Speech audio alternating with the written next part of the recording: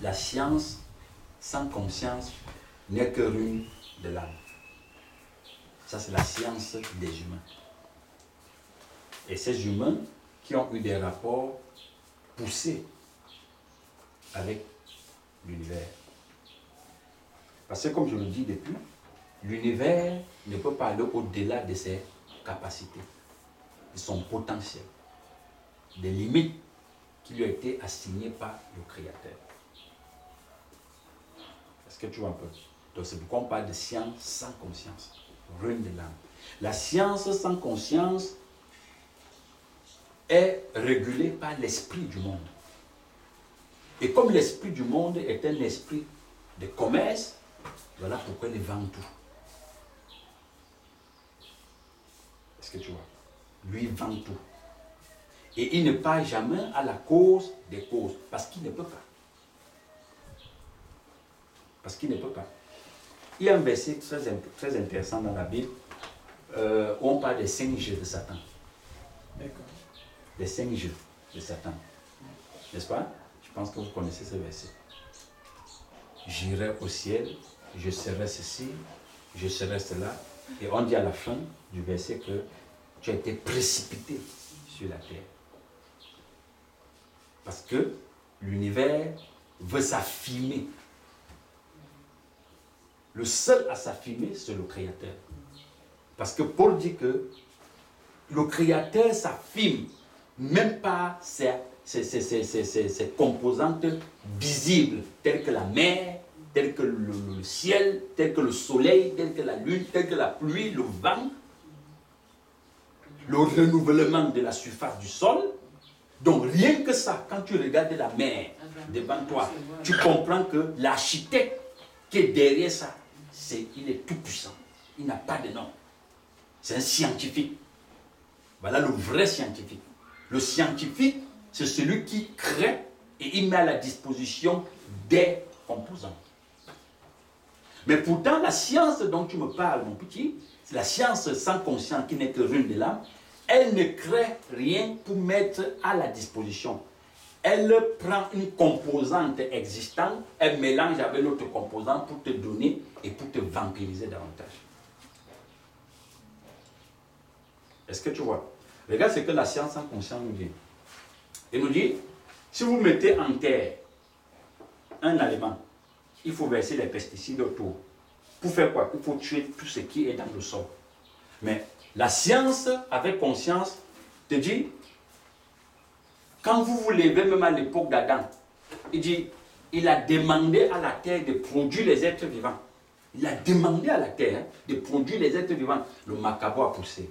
Les trucs ont poussé. Et entre-temps, dans le sol, les êtres vivants ne sont pas seulement le macabo. Il y a ces petits insectes-là, dans le sol, qui fonctionnent et qui doivent être très utiles pour le macabo que nous attendons. Maintenant, la science en conscience nous dit qu'il faut les tuer. Quand on prend un fruit, la science du Créateur dit le fruit qui est bien, c'est un fruit que même l'insecte peut piquer, peut sucer. Vous voyez un peu? Si vous voyez quelque chose qu'un animal mange, ça veut dire que c'est mangeable. Maintenant, on te présente le fruit de la science sans conscience, il n'y a aucune tache sur ça. Donc, dès que tu prends ça, tu dis non, ça, c'est du vrai fruit, c'est propre.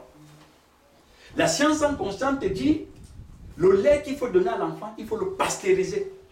Ça veut dire qu'il faut tuer toutes sortes de vie qui peut être à l'intérieur. Mais la science de la vie te dit donne le lait maternel. Il y a tout dedans. On ne pasteurise pas ça. Tu vois la différence? Vous voyez la différence? C'est ça le problème. C'est une science qui vend. Ils ne sont pas différents des marabouts dont je parlais qui vendent de l'eau. Ils sont dans une science. Et quand on parle de science, derrière la science, il y a l'esprit. Derrière la science, il y a l'esprit. Alors, si un esprit met tout sur pied, juste pour vampiriser, arracher, tu comprends bien qu'il n'y a pas de conscience là-dedans. Par contre, celui qui met sur pied tout ce qu'il met, pour pouvoir te donner la santé, il y a l'esprit.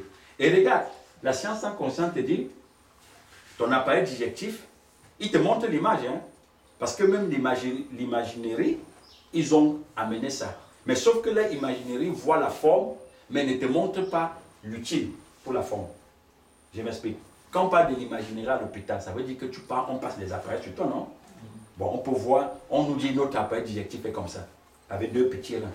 Oui, leur science peut voir ça. Mais maintenant, la science là ne te dit pas que dans le petit rein là, il ne faut pas lui donner les acides. Tu vois? Que dans l'intestin qui est comme ça ne peut pas prendre de la viande. Après la révolution scientifique et technologique, pouf, la science sans conscience pour booster l'économie a dit qu'il fallait beaucoup de protéines et de produits laitiers. Voilà où on a commencé à manger beaucoup de viande. Parce qu'ils veulent vendre. Ils veulent que l'économie tourne. Mais pourtant, l'appareil digestif qu'ils ont passé à la machine, qui est comme ça, n'est pas fait pour prendre la viande. Voilà l'une de l'âme. Si tu veux, je sors sur le côté alimentaire. Je te prends la science sans conscience. Elle te dit, pour que tu te sécurises contre ton frère, il te faut l'âme. N'est-ce pas? Pour que tu te sécurises contre ton frère, il faut vivre dans l'individualité. Il te dit, tu es un individu. Et l'individualité compte. La notion de propriété compte. Ce que tu as, c'est pour toi. Il n'a rien, il n'a pas de part là-dedans. Tu bagarres même pour empêcher ton frère d'avoir quelque chose. La science sans conscience. La science sans conscience nous a divisés. Nous a amenés à réaliser que je suis quelque chose parce que j'écrase les autres. Pourtant, la vraie science dit qu'il faut servir les autres. Et c'est pourquoi j'aime quand on raconte souvent la vie de Jésus, hein, ou bien les pierres, on dit quand il passait son ombre, l'image, hein, son image guérissait les gens. Donc lui n'est pas dans l'imaginerie de l'hôpital ou de la science où on met les appareils sur toi. L'ombre, son image. Donc, la science sans conscience a pour objectif de tuer et d'arracher. Voilà pourquoi on dit Satan est venu pour tuer, détruire et arracher. Et regarde, depuis que nous sommes dans, nous vivons selon les données de la science sans conscience, tu sors, tu travailles, tu gagnes de l'argent, tu manges et tu finis à l'hôpital. Ça fonctionne comme ça. Hein? Qu'est-ce qui motive les gens aujourd'hui à courir, à travailler, quand ils pensent qu'après il va prendre une bière, il va prendre un morceau de porc, il va prendre soit un quart de poulet. N'est-ce pas? Rien que des choses mortes. Un morceau de porc, c'est un cadavre. Un morceau de poulet, c'est un cadavre. La bière, c'est une source d'acide. Hamburger, les cheeseburgers. Les cheeseburgers, les double burgers. Donc, ce qui le motive, c'est la mort. Et après, il finit à l'hôpital. Même tout ce qu'il a, parfois même, quand il est à l'hôpital, on va dans son camp, on manque de l'argent pour le soigner. Le soigner. On ne guérit pas les gens là-bas dans la science sans conscience. On soigne les gens. On soigne les gens. Mais pourtant, la vraie science, c'est guérir les gens. C'est pourquoi le Christ disait, je suis la guérison. Bon. Dans la Genèse, non, Genèse chapitre 26, on dit Dieu créa l'homme à son image. Oui. Voilà. Donc, au début de la Genèse, d'abord, il a créé l'univers. Maintenant, dans l'univers, nous connaissons qu'il y a 10, selon ce qu'on nous a dit, il y a 10 planètes. Bon, dans ces 10 planètes se trouve la Terre. Bon, il a dit que Dieu créa l'homme à son image. Nous sommes dans la planète Terre. Voici notre image, non? Ça veut dire qu'il nous a créé à l'image de la planète Terre. Bon, alors dans d'autres planètes comme peut-être Mars, comme ça. À Mars, on ne peut pas dire que dans l'univers, il y a 100 milliards d'étoiles. Est-ce que ça veut dire que nous sommes les seuls? Nous ne sommes pas les seuls à ces 100 milliards. Ça veut dire qu'il y a d'autres entités là-bas qu'il a créées à son image. Bon, pour valider cette assertion, quand tu pars en Égypte, tu vas te rendre compte qu'il y a des pyramides et qui ont été conçues bon, longtemps avant même l'arrivée de la technologie. Bon, quand ces scientifiques partent regarder ces pyramides, ils se rendent compte qu'ils ont été créés à base d'une technologie un peu très avancée, que même à présent il n'y a pas. Parce que quand ils rentrent dans les pierres de cette pyramide, ils ont été taillés avec du laser, et le laser ressemble à cette société. Bon, ce qui veut dire que sûrement les humains de la planète Terre ont fusionné avec les autres entités. Est-ce que alors dans ces entités, c'est le Père qui régit tout dans l'univers?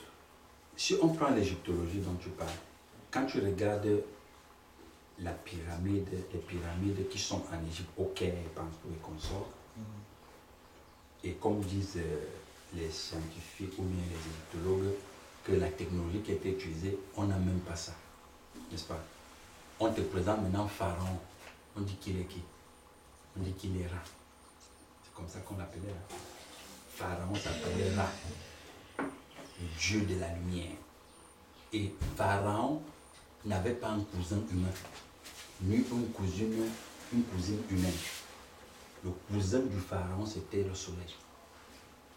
Donc quand il disait mon cousin, il se tournait vers le soleil. Quand il disait ma cousine, il se tournait vers la lune. Tu sais ce que ça veut dire? Ça veut dire que c'était un être vivant très avancé dans la dimension des liens avec la source. Et donc ce que tu dis, est-ce que c'est le Créateur qui régit? Mais bien sûr, c'est lui qui régit tout ça. Même si Pharaon est projeté, c'est-à-dire que quand Satan mange une pierre dans sa bouche, lui mange aussi. Le Créateur est là, il le voit. C'est lui qui a permis ça comme ça. Est-ce que tu comprends? Voilà. Et tu me donnes un argument pour te montrer la science en conscience. Tu vois bien que la science de notre génération aujourd'hui est une science tellement édulcorée. Tellement édulcorée. Tu sais pourquoi?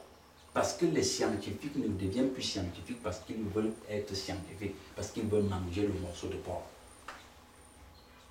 Les pharaons étaient des scientifiques. Est-ce que tu comprends ce que je veux dire? Mais, sauf qu'ils étaient aussi des scientifiques sans conscience, pas aussi édulcorés comme nous. Si avant d'arriver sur Pharaon, tu parlais de la Genèse tout à l'heure, avance un peu dans la Genèse. Regarde le temple, regarde la ville que Enoch avait conçue. Et il a donné à son fils. Maintenant, regarde le fils d'Enoch, qui s'appelait Lémec. Je pense, si je ne me trompe pas. Je pense que c'est Lémec, n'est-ce pas? Lémec. À 77 ans, il était très dangereux. 77 ans, 777. 7, c'est le chiffre de la manifestation de l'univers. Il était puissant. Si tu le causes un tort, ton enfant de 2 ans disparaît. On te dit en Égypte, on construisait des pyramides avec le sang des enfants. Ça, c'est la science sans conscience. Quand la vraie science a conçu son monde, il n'a pas pris une composante pour construire l'autre. La science sans conscience, observe bien, il prend à gauche pour mettre à droite, il prend à droite pour mettre à gauche. Il ne peut rien faire sans composante. Donc, par contre, la science qui vient du Créateur, qui est le Créateur, parce que le Créateur, c'est le scientifique, il dit, et la chose s'accomplit. Et les 9 planètes dont tu voulais me citer là, on dit tout l'univers est soutenu par la parole. Il n'y a pas un poteau, il n'y a pas de fil. Il n'y a pas qu'on a utilisé les fers liste de 14 ou de 12, ça n'existe pas. Mais dans la science sans conscience, il faut couler la dalle, il faut utiliser les fers. Donc on utilise une composante pour faire l'autre. C'est ce que je me tue depuis à que tu comprends. Par contre, la science, c'est la parole qui est déclarée. Et elle ne vampirise pas une composante. Est-ce que tu vois la science? Même les pharaons dont tu parles là, les Toutankhamon, les Néfertiti, et tous ces gars-là, tous ces gens-là, c'était des assassins. À leur niveau là, on ne faisait rien sans que les gens ne meurent. Sans que la nature, la forêt ne soit détruite. Sans que le sable ne souffle au désert.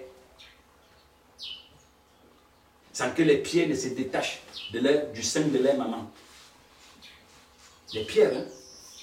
Parce que quand tu pars dynamiter une carrière, tu as séparé un bébé pierre avec sa maman. C'est ça qu'il est conscient. Voilà la science sans conscience. Et la science sans conscience a fait qu'aujourd'hui, on n'a que créé des guerres. La bombe atomique. N'est-ce pas? Les missiles sol-air. Les poisons. Les chaises électriques. Les médicaments. Et on te dit aujourd'hui, avec la science en conscience, que c'est le médicament qui doit être ton aliment. Mais pourtant, les Hippocrates disaient que l'aliment soit ton médicament. Que ce que tu manges, qu'il soit ton médicament. Mais la science en conscience te dit que c'est le médicament qui est ton aliment. Avant qu'un enfant ne sorte du ventre de sa mère et grandisse, il n'est que le produit des médicaments. Vaccin BCG, vaccin ceci, vaccin cela, et ceci, comme ça. Voilà la science qui ne nous apporte rien, dont l'objectif est de nous vampiriser. La vraie science protège. La vraie science, elle illumine l'esprit. Dans les planètes et tout, ce qu'on peut citer n'est que davantage des perfections visibles et invisibles du Créateur. Voilà. Donc, dans ces planètes, on dit souvent les extraterrestres. Bon, ce qui veut dire alors que si c'est l'éternel qui régit tout, donc ça veut dire que nous sommes donc frères aux extraterrestres.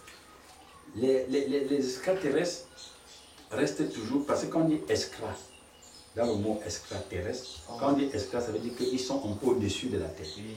N'est-ce pas? Voilà. Maintenant, c'est quoi un sorcier? Un sorcier, c'est un être qui voit avec 4 yeux. C'est-à-dire qu'il ne voit pas comme quelqu'un ordinaire. Voilà. Donc lui aussi, il a un extraterrestre. C'est quoi un surdoué? Un surdoué, c'est un petit à l'école dont son QI, c'est-à-dire son quotient intellectuel, dépasse pour tout le monde.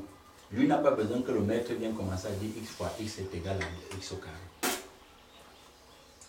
Il explique au professeur ce que c'est que x. Voilà pourquoi pour les surdoués, il n'y a même pas des écoles où on peut les mettre. Donc c'est un extraterrestre. C'est quoi un génie? Un génie, c'est un enfant, ou bien c'est quelqu'un qui ne fait pas comme monsieur tout le monde. N'est-ce pas? On dit quoi? C'est un extraterrestre. Donc le mot extraterrestre, les décolorés l'ont juste façonné pour faire passer les Tintins. Parce que regarde bien, on te dit ils ont des petits soucoupes volantes. Ces soucoupes volants, c'est quoi? Ce sont des composants de l'univers qu'on a, même si ça existe. Ça ne sort pas de l'univers. Vous voyez un peu? Ça ne sort pas. Ce n'est pas quelque chose qui ne vient pas de l'univers. Ça vient de l'univers. C'est tiré de l'univers. Tout ce qu'ils ont est tiré de l'univers.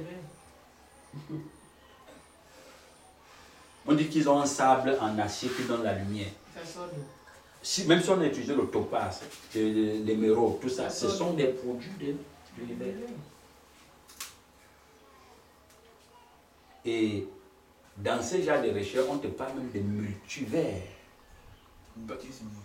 Oui, multivers, donc les multi-univers. Donc il n'y a même pas seulement l'univers dont nous parlons ici. Il y a d'autres univers. Est-ce que tu vois un peu? Et tout ça, c'est le Créateur qui gère.